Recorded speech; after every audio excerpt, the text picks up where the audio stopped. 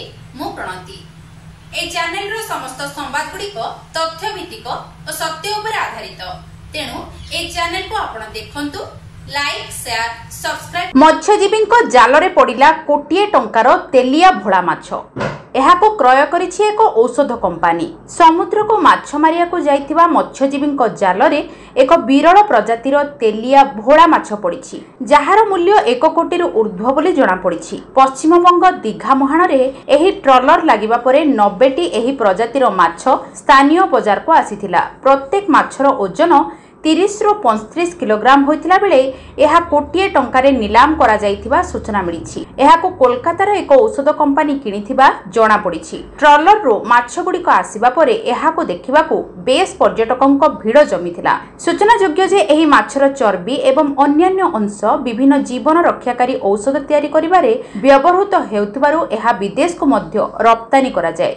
अपरपक्षे स्थानीय अंचल रे तेलिया माछ कुहा जाउथबा एही माछ बहुत विरल और महंगा अटे। इंग्राजी रे एहाको गोल्ड फिश कुहा जाउथबा बेले एहार वैज्ञानिक नाम प्रोटोनिबोआ डियाकांथुस अटे।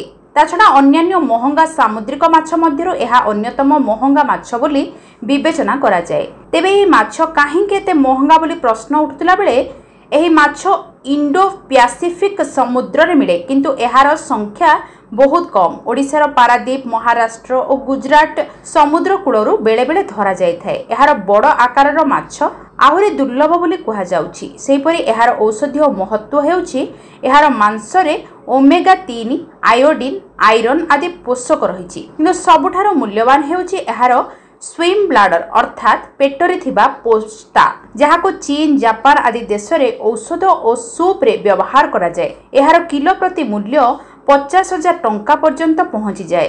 2023 मसीह पारादीप ठारे 315 किलोग्राम रो एही माछ 19,50,000 टंका बिक्री होइतिबार नजीर रहिछि। तेबे दीघा मुहाण रे मध्य एही प्रजातिर माछ पूर्वरु अनेक थर बिक्री होइछि। बालेश्वर जिला भोगराईरु ब्यूरो रिपोर्ट सत्य संधान।